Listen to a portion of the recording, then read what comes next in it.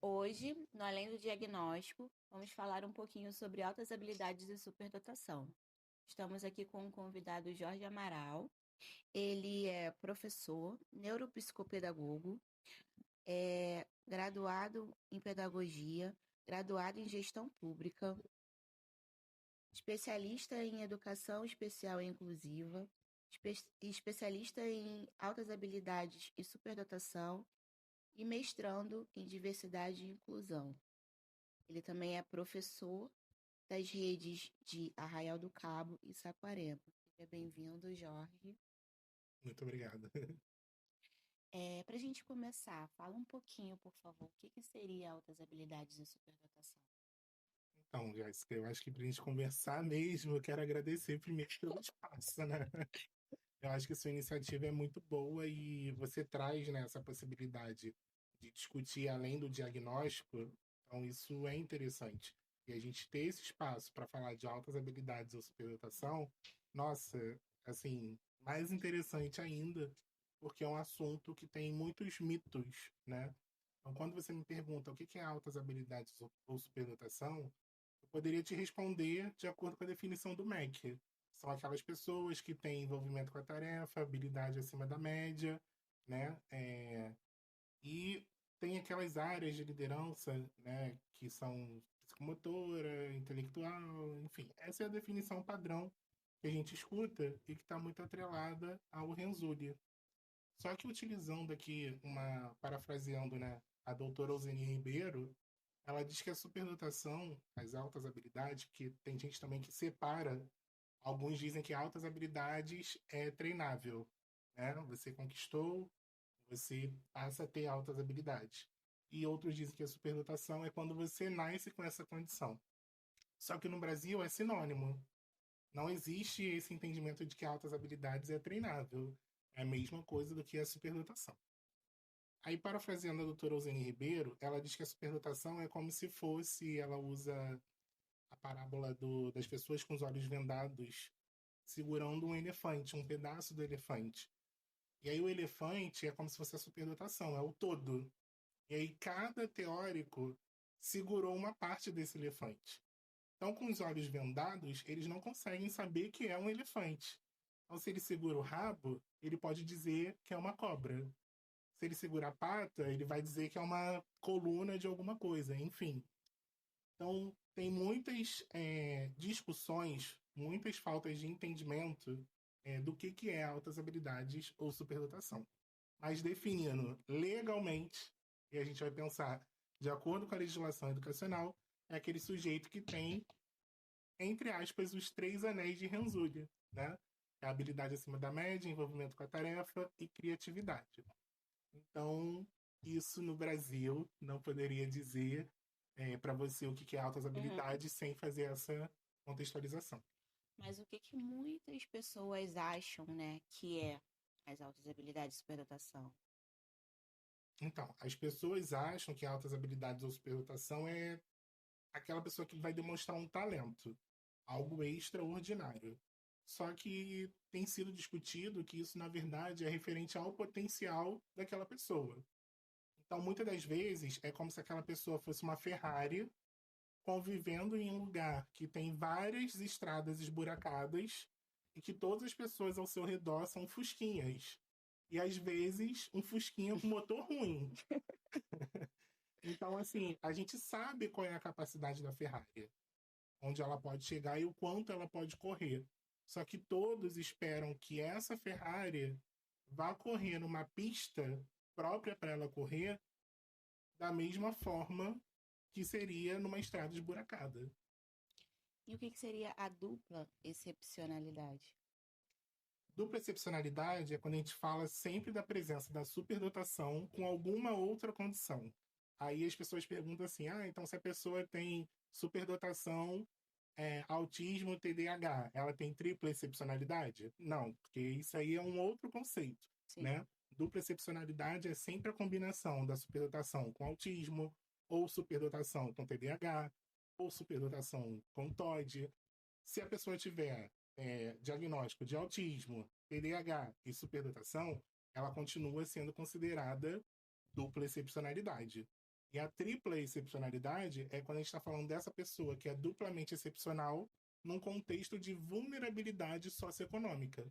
Ou seja, é uma pessoa que está no contexto de vulnerabilidade, mas também tem uma interseccionalidade de raça, de gênero, de sexualidade, que coloca ela dentro de um grupo de minoria. Sim. Então, por exemplo, uma mulher negra, superdotada e autista. Ela é uma pessoa com tripla excepcionalidade, que ela passa por essas três camadas, né, de minorias, digamos assim. Essa criança talvez tenha altas habilidades e superdotação. O que fica assim mais claro em relação a sinais perceptíveis? Então, eu vejo hoje que com a internet a gente consegue criar uma ideia do que é ter essa condição de altas habilidades de Sim. superdotação. O TikTok, principalmente, né, as crianças já conseguem muitas das vezes já perceber essas informações e chegar e falar, não, fulano é autista, fulano é isso, fulano é aquilo. Só que a superdotação, o buraco ele é muito mais embaixo. Porque tem características que parecem superdotação, mas não é superdotação. Jorge, me dá um exemplo. Hiperlexia. A criança ela tem um interesse pela leitura, tem um interesse pela escrita, pelas palavras, pelos números, mas ela não é superdotada. Pode acontecer isso? Sim. Pode acontecer do superdotado ter essa característica de hiperlexia? Sim. E a gente fala que nem toda pessoa inteligente é superdotada. Sim. A inteligência não é sinônimo de superdotação. Mas o que você precisa observar? Para além dos 3 anéis que foram construídos no Brasil, é perceber a intensidade dessa criança, né? Desse sujeito, porque às vezes a gente fala muito de criança e esquece que cresce, né? Mas desse sujeito que faz questionamentos pertinentes, sabe? Tem uma intensidade, participa com muito interesse, com muito envolvimento daquilo, tem um investimento emocional, psicológico, sabe? Quando a gente fala no mercado de trabalho, é aquela pessoa que domina tudo. E a gente tem algumas discussões de características que as pessoas dizem que não é da superdotação, mas que são. Por exemplo, se confunde muito a superdotação com o autismo. Em que sentido, Jorge? A gente olha o Jovem Sheldon, né? Que é uma série. Uhum. Embora seja uma ficção, todo mundo fala que o Sheldon não é autista. Mas quando a gente olha para ele, a gente percebe algumas características e as pessoas afirmam que sim, ele é autista, principalmente na fase adulta. Só que na série, quando ele é criança, a gente vê as características de superdotação o tempo todo. E aí tem um episódio que eu lembro que ele se incomoda com barulho, com ruído. E ele fala assim: Nossa, ninguém tá ouvindo isso? Olha esse barulho. Que era até o barulho da geladeira, se eu não me Era o engano. barulho da geladeira. Eu lembro desse episódio. Então ele consegue perceber isso. E aí as pessoas vão dizer o quê? Nossa, é uma hipersensibilidade auditiva, isso é autismo. Uhum. Só que as pessoas esquecem que muitos superdotados têm sobreexcitabilidade. Jorge, o que é a sobreexcitabilidade? É uma intensidade, seja ela emocional, psicomotora, sensorial. Então, assim, tem um diferencial. Quando a gente fala no autismo, da sensibilidade do autismo, é uma sensibilidade de incômodo que chega a causar dor, sofrimento. Tanto que é muito comum a gente perceber os autistas usando abafadores, né, tapando os ouvidos em situações de barulho extremas. Não quero dizer assim de forma caricata, não é isso, mas alguns apresentam essa característica, né? Já na superdotação é você às vezes conseguir ouvir o barulho da eletricidade. E não é que aquilo está te trazendo uma dor, mas está te trazendo um incômodo porque você quer silenciar, você não quer ouvir aquilo. Sim. E você fica o tempo todo ouvindo aquilo. É igual sentir cheiro de barata, cheiro de formiga, sabe? Você às vezes vai comer alguma coisa e você sente, quando você tem uma sobreestabilidade, né, sensorial, o sabor com muito mais intensidade do que outras pessoas. Então a gente precisa conseguir diferenciar essas características que, infelizmente, acaba tendo muita confusão, muitos superdotados sendo identificados como autistas, né? E às vezes autistas também que acabam sendo identificados como superdotados. Porque muitas das vezes esses alunos são vistos como problemáticos dentro da escola. Por que que a escola não consegue identificar com facilidade esses alunos? Então, todo esse estereótipo que foi criado, por exemplo, a gente fala daquele quadro do Luciano Huck, Pequenos Gênios. Sim, As pessoas acham que ser superdotado é aquilo. Então você está ali no momento e que sim, aquelas crianças podem ser superdotadas, mas elas foram treinadas, se prepararam para aquilo, elas foram condicionadas a estarem naquele momento. E as pessoas acham que superdotação, quando vê esse quadro, é fazer aquilo o tempo todo. Então essa dificuldade, ela está no imaginário social e ela está dentro da escola também.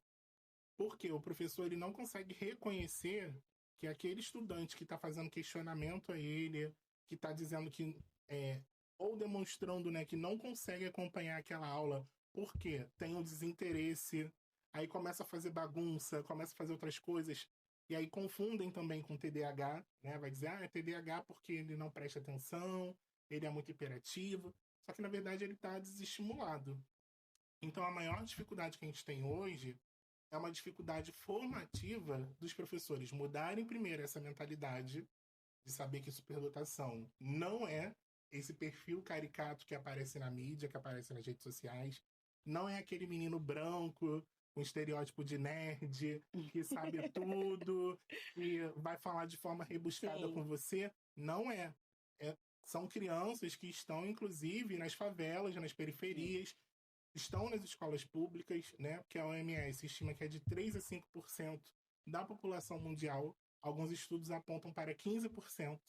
Hoje, no censo escolar, nós temos apenas 38 mil crianças identificadas, enquanto era para a gente estar já na casa dos milhões, né? Então, a gente não consegue atingir esse patamar porque as pessoas ainda têm um certo preconceito. E aí eu quero trazer aqui uma pesquisa da UF que teve para a gente entender o impacto disso. O Fernandinho Beiramar, por exemplo, que é muito conhecido como um dos maiores, né, criminosos aí do país, que é inclusive do Rio de Janeiro, ele na trajetória escolar dele, ele foi um aluno que teve sucesso escolar, que ele teve uma boa trajetória escolar. Ele era aluno de destaque, ele tinha muita participação, muito envolvimento. Só que o próprio jornal mostra, né, que dentro do presídio ele fez cursos de graduação para poder reduzir a pena dele, enfim. E o Enem, a avaliação que ele fez, ele foi um dos participantes que teve uma nota acima da média nacional. E aí o que, que acontece? Ele, na trajetória escolar dele, depois de tudo isso, ele sinaliza na escola que ele tinha o sonho de ser militar. Mas ele morava numa região muito pobre. E aí os professores ridicularizaram ele. Falaram que ele não iria conseguir ser militar. Então isso tem registrado, isso tem matéria, isso tem notícia, né, que é pública para poder fazer consulta. E a gente consegue entender qual é o impacto do professor nesse processo de identificação. Então, uma pessoa como Fernandinho Beiramar não foi aproveitada pela sociedade, não foi vista, não foi acolhida e não foi direcionada. Mas ele virou o quê? O chamado gênio do crime. Então é isso. E quando a escola ela não estimula esse aluno corretamente, quais os prejuízos que vai acarretar na vida dessa criança? Eu acho que a gente precisa falar não só assim do estímulo, mas do acolhimento e direcionamento desse sujeito. Então, como a gente sabe que o sujeito superdotado ele tem muitas intensidades, né, e a gente já sabe que ele pode se tornar um potencial Fernandinho Beiramar, inclusive as pesquisas apontam para isso, para fuga dos cérebros, que nada mais é do que esses sujeitos estarem saindo do Brasil e ir para outros lugares em busca de oportunidades. O maior prejuízo, né, dentro desse processo todo são pessoas que às vezes não se conectam com a realidade a qual vivem. Então, assim, são isoladas pelos outros e acabam também se isolando. Por quê? Ninguém quer conviver com uma criança ou com um adulto que fica questionando o tempo todo, ou que, quando está no seu alto nível de motivação, sabe, faz coisas que as outras pessoas não acompanham. Os fusquinhas com motor ruim, né, não querem estar do lado da Ferrari. Só que a Ferrari não tem culpa de ser uma Ferrari. Então, assim, é um trabalho também de chegar e dizer, olha, você é Ferrari, você não tem como correr aqui, você precisa correr em outro lugar. Ou o que, que você pode fazer, como que você pode ajudar com as suas contribuições, com os seus potenciais, para que isso aqui melhore. Então, o maior estímulo que a escola pode oferecer é fazer o acolhimento desse aluno para que ele não se perca, para que ele entenda que ele é uma pessoa diferente, sim, que ele tem um potencial, sim, mas que ele pode utilizar esse potencial não só para se engrandecer, mas por um bem, né, coletivo. Eu acho que é isso. Uma criança superdotada, ela também pode tirar notas baixas? Por quê? Sim. Ela pode tirar notas baixas justamente por essa desmotivação. Quando eu fiz um trabalho no Núcleo de Altas Habilidades em Saquarema, nós percebemos muitos estudantes que estavam, inclusive, evadidos, que frequentavam outros equipamentos, outros recursos e outros serviços do município, mas não frequentavam a escola. Tinham aversão, tinham pavor à escola, porque a escola, para o superdotado, é um espaço de sofrimento. Por quê? Ele não pode perguntar, ele não pode pesquisar, ele não pode sair da sala, ele tem que ficar naquele ritmo sentado, ouvindo o que ele já sabe, produzindo coisas que não tem nenhum interesse, nenhuma motivação para ele, algo que a turma talvez leve 50 minutos para compreender. Ele compreendeu em 10 e ainda tem a capacidade de apresentar. Então, ele acaba muitas das vezes evadindo da escola, ou para não ser cobrado, ele faz tudo de qualquer jeito. Porque ele sabe que ser bom, apresentar o resultado potencial dele, também é ruim. Então ele prefere performar que ele não consegue, que ele não é capaz. Então vai criando uma desestimulação, sabe? Uma Uhum. tristeza, uma ansiedade, uma falta de vontade de querer estar naquele espaço. Por isso que eu falo que o maior prejuízo é a falta de acolhimento, né? E o afastamento desses potenciais que os municípios, os estados, de modo geral, acabam perdendo. Qual são os maiores erros, né, que os pais ou os professores cometem em relação a essa criança superdotada? Olha, com relação aos pais, eu entendo que muitas das vezes é o pai também criar uma expectativa sobre esse estudante e uma cobrança, às vezes, muito grande e desnecessária. Então, quando uma criança, ainda na primeira infância, ela é identificada como superdotada, pode acontecer da família achar que essa criança vai salvar a família, que essa criança vai mudar o cenário da família e cria muitas expectativas. E eu trago essa fala com base num filme que tem na Netflix, que é o Jeremias, né? O Jeremias mostra muito isso, como uma família humilde que, né, conseguiu descobrir ali por meio da educação que o filho tinha um potencial e começa a querer explorar o potencial dessa criança num ponto de sobrecarregá-la, querendo que ela desse conta de coisas que não eram para ela dar conta, né? Em relação a dinheiro, em relação a sucesso. Então, eu acredito que de parte da família, Uhum. o maior erro esse seria criar essas expectativas, né? Seria cobrar. E a gente esquece que são crianças que precisam viver também a infância, que precisam brincar, que não podem ser privadas dos seus marcos de desenvolvimento. Elas precisam estar com os seus pares na medida do possível e, quando necessário, ter as intervenções pedagógicas, né, adequadas e direcionadas, mas também ter o convívio social. Porque, assim, a gente vive em sociedade. Esse é o nosso maior objetivo. E conviver com a sociedade é conviver com a diversidade. Ah, então a gente vai pegar todos os superdotados e colocar só numa escola de superdotados? Muitos pais às vezes querem isso. Isso pode acontecer? Sim, em alguns momentos. Mas o ideal não é isolar essa pessoa, não é isolar esse sujeito do convívio, da construção com os demais. É verdade que essas crianças muitas das vezes passam anos sem receber o diagnóstico e passam a receber esse diagnóstico só lá na fase adulta. Por que isso acontece? Então, isso acontece muito pela falta de estrutura, às vezes, familiar, né? Porque a gente imagina que a superdotação é para as pessoas que têm mais recursos financeiros, mais favorecidas. Uhum. A gente sabe que não é verdade. Mas quem é que tem acesso à psicologia? Quem é que tem acesso a psicopedagogas, a intervenções no contexto da saúde? Muitas das vezes são pessoas com maior poder aquisitivo. Então, essas famílias, essas crianças, tendem a ser identificadas mais cedo, né, precocemente. Já aquelas que não têm condições, que dependem unicamente da rede pública, elas passam a vida toda sem serem vistas. Elas são vistas como ignorantes, arrogantes, prepotentes, né? Pessoas que querem roubar o lugar do outro. E, tipo assim, ninguém quer roubar o seu lugar, ninguém tá preocupado com Exatamente. isso, entendeu? E aí essas pessoas chegam à vida adulta, assim como eu tive só a oportunidade de descobrir minha superdotação através da professora Cristina Delu, quando eu chego à UF, e aí eu passo para o concurso de Iguaba Grande como pedagogo em terceiro lugar. E aí um curso de 9 semestres eu realizei em 7. Então eu queria me formar com 7 semestres e a universidade não deixou. Aí eu fiz todo um processo, aí nesse processo que Cristina Delu veio para mim e falou: "Não, você é superdotado". Eu falei: "Eu superdotado?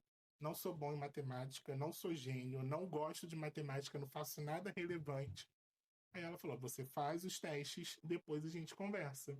Fiz todas as testagens com a Giane Garcia, né, e junto com a Giane Isidoro também, que é psicopedagoga, e o resultado não foi outro. Eu sou superdotado, me descobri superdotado na vida adulta. E aí, quando eu descubro, me gera uma revolta muito grande. Que eu pergunto, por que ninguém me falou isso antes?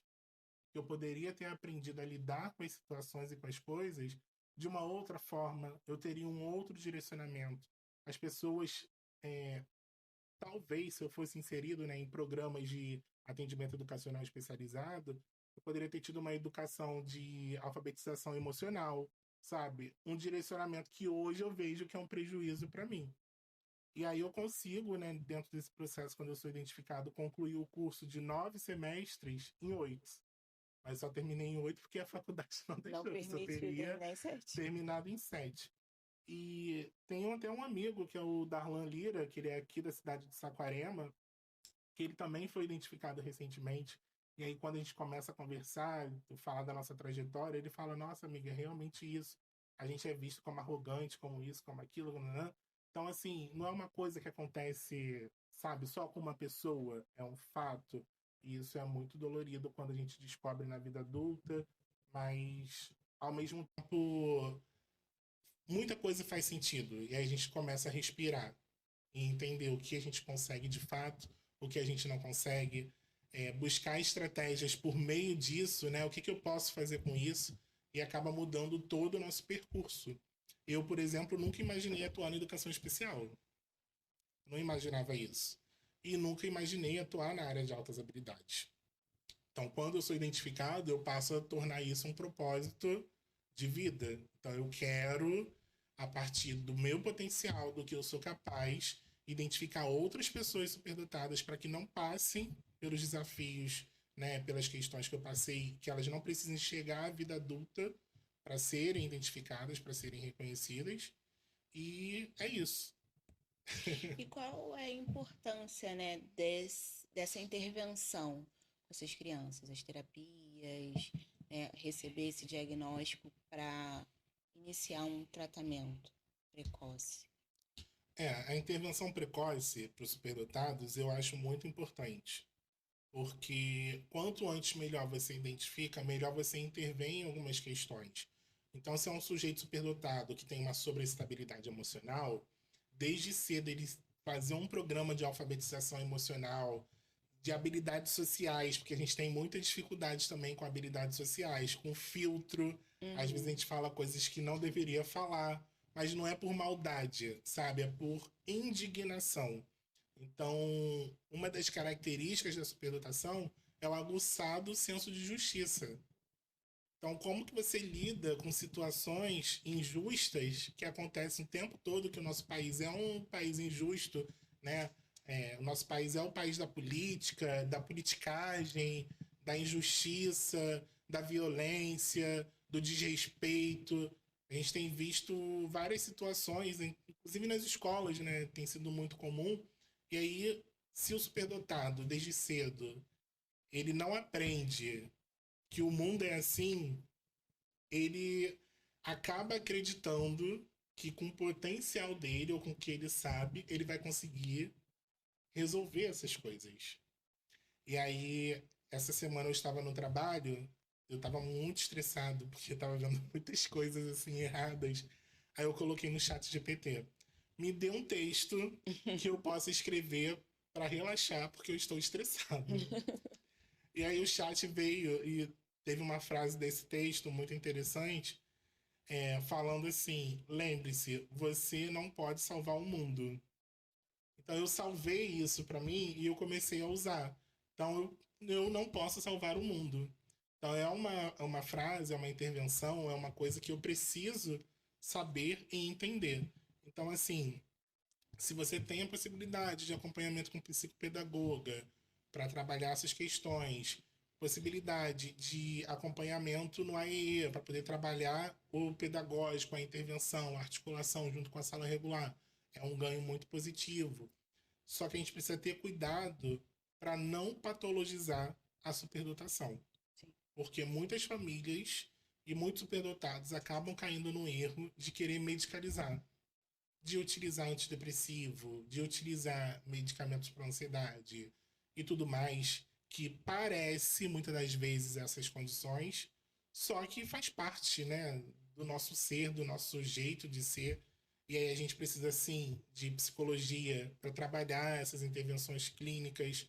Então, assim, o que puder fazer dentro dos interesses, dentro das habilidades, né, desse sujeito, daquilo que ele precisa, do que ele carece, que nenhum superdotado é único também, é muito benéfico, seja uma musicoterapia, seja uma terapia ocupacional, que a terapia ocupacional também é relevante Sim. para o sujeito superdotado, que tem muita dificuldade de iniciar, de fazer as coisas, de querer deixar tudo para a última hora, achando que vai dar conta, Uhum. e dar conta, Em entendeu? relação ao emocional do superdotado, ele é uma pessoa que é propensa a ter ansiedade e depressão? Então, essa é uma discussão muito interessante, porque quando a gente fala da patologização da superdotação, muitas pessoas dizem que essas condições, essas características são comuns e são inerentes à superdotação. Só que eu faço uma outra avaliação, e muitos pesquisadores também, que na verdade nós não somos automaticamente suicidas, automaticamente depressivos, automaticamente ansiosos.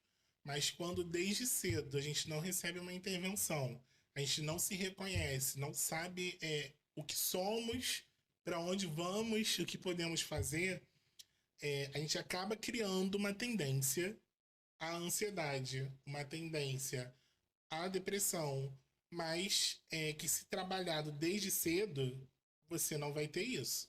Porque é possível a gente chegar com um adulto superdotado totalmente saudável. Só que para isso você precisa de estrutura, precisa de rede de apoio, precisa de acolhimento, principalmente na escola. A escola é o espaço que mais adoece o superdotado.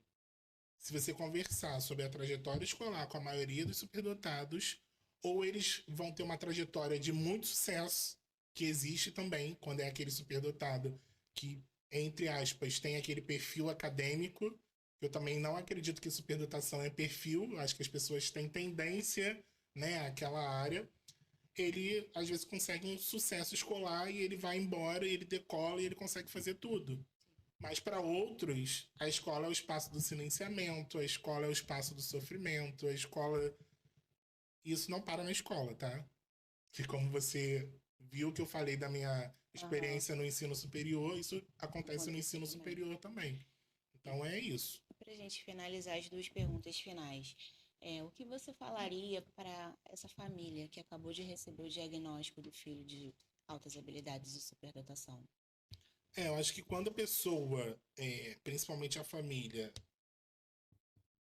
entende que o filho tem essa condição de superdotação, eu acho que o principal é o acolhimento, sabe? essa criança, esse sujeito, saber que ele tem um ponto de referência, que ele tem onde chegar depois da escola e falar, nossa, hoje o dia foi péssimo, e chorar, né? Se for o caso de alguém que tem uma sobreestabilidade emocional, que é muito comum, a gente guarda, eu falo porque eu tenho uma sobreestabilidade emocional, a gente guarda e chega a casa, chora muito, né? Às vezes sai para poder trabalhar, chora muito. E as pessoas Ao redor não não entendem. entendem, não vê que você chora, que você tem essa fragilidade, porque você está sempre ali performando. Então, você ter uma família como ponto de referência, como alguém que vai acolher, que vai entender as suas necessidades, que vai entender o que você está falando, o que você está trazendo, e também uma família que vai conseguir oportunizar coisas para você, é muito importante. Eu acho que o meu principal recado hoje para as famílias no Brasil é não pensar somente no seu filho ou na sua filha. Porque, assim, não existe programas, não existe direitos somente para uma pessoa. E às vezes as pessoas buscam só isso. Ah, eu Sim. quero que meu filho seja atendido. Então, se meu filho está sendo atendido, o dos outros não importa, porque o meu está. Então, a superdotação está nesse momento de união das famílias, de discussão na Câmara dos Deputados, no Senado Federal. Tem sido discutida uma política nacional de superdotação. Então, assim, é saber que o trabalho, né, o acompanhamento com seu filho, ele não termina ali naquele diagnóstico. Ele vai para além do que você teve de resultado, do que você teve de devolutiva.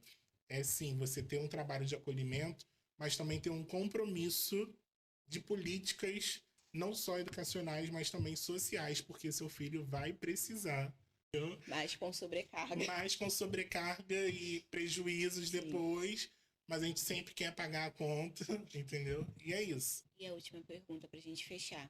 O que existe além do diagnóstico de altas habilidades de superdotação? Então, eu acho que além do diagnóstico, né, da própria pessoa saber esse diagnóstico, existe ainda muito preconceito, existe ainda muita discriminação, existe ainda muita falta de interesse. Ah, Jorge, isso é só com a superdotação? Não, a gente sabe que é geral. Então, assim, não existe ainda, não foi cunhado um termo para capacitismo, né, que seja para superdotação. Mas a gente pode dizer, de certo modo, que o superdotado ele também sofre capacitismo. Sim. As pessoas esperam dele, as pessoas criam expectativas para ele. Eu já ouvi assim: ah, a gente sabe que você é inteligente, então você iria dar conta. Então, às vezes, é ser cobrado, ser sobrecarregado, receber coisas que a gente não consegue dizer não. A gente, às vezes, não consegue falar assim: não, eu não vou dar conta disso, eu não vou me envolver nisso porque isso vai me fazer mal. Porque a gente acha que a gente sempre Vai conseguir consegue, finalizar. né, dar conta do mundo, salvar o mundo. Jorge, você também é autor, né? Eu gostaria que você falasse um pouquinho sobre as suas obras, por favor. Então, eu trouxe aqui para você um monte de produções, Nossa. porque eu acho que a gente. Um monte não, né? Eu tô sendo um pouco exagerado, né? É mal da superdotação, gente, ser exagerado. Mas, assim, minha primeira experiência com escrita foi sendo professor mesmo. Isso aqui é um livro Lana e uma Aventura pela Escola, que é de uma aluna com deficiência múltipla, que foi quando eu trabalhei lá na rede municipal de São Gonçalo. E aí foi uma experiência bacana, necessária, interessante, porque para a gente compreender a superdotação e atuar como especialistas em inclusão Uhum. educacional, a gente precisa vivenciar diferentes lugares, diferentes espaços, né? Então essa foi uma oportunidade muito bacana. E logo depois veio um livro, dois na verdade, pela editora Scarpa, que eu produzi inclusive com a Ellen e com a Célia. Esse aqui é sobre deficiência visual, que é a magia dos sentidos. E aí foi um outro desafio também muito grande, que eu pude compreender mais sobre a deficiência visual. Então, assim, é um livro que vai estar por todo o Brasil, que é da coleção Ninguém de Fora, todos juntos. E esse material ele fala de várias condições. Eu escrevi sobre a deficiência visual, mas assim tem material de apoio também, tem um Uhum. caderno orientador que eu também pude escrever que é direcionamento, né, para os professores de como utilizar esse recurso. E o mais recente, que é o do meu tema, meu coração, eu agradeço até a Tatiane Oliveira, que é uma psicopedagoga também, que sempre teve muito participativa assim, né, nos meus acompanhamentos, nas minhas intervenções, que me convidou para escrever como autor esse guia abrangente, que é um guia para famílias, para educadores, para profissionais que atuam também com a intervenção terapêutica, para descobrir o que é a superdotação, né? O que é o básico. E esse outro livrinho é um guia de práticas, como intervir, né? Que às vezes a gente precisa Muito também bom, gente, esse. saber o que fazer. Então, nesse livro tem várias sugestões que cabe para as escolas, cabe para os consultórios, né? Então, é muito bacana. Jorge, eu vou deixar o seu Instagram, tá? Aqui embaixo. Quem quiser dar uma olhadinha nas obras que o Jorge já fez, vai estar lá disponível, tá bom? Agradeço pela participação. Eu espero poder te ver outras vezes, falar sobre outros assuntos. E muito obrigada. Eu que agradeço pelo convite. Foi um prazer estar com você. Esse foi o Além do Diagnóstico. Se esse episódio te tocou, curta e compartilhe.